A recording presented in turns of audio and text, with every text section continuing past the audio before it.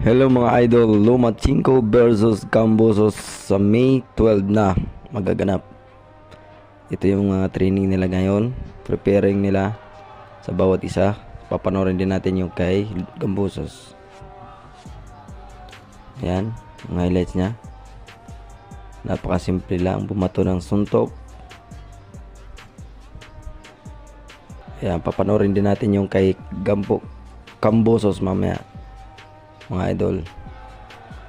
Sa May 12 na tong laban nila. Yan, napakabilis talaga. Ito naman yung kay Kambosos George.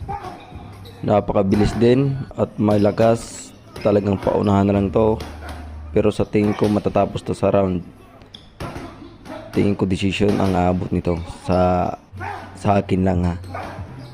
May 12.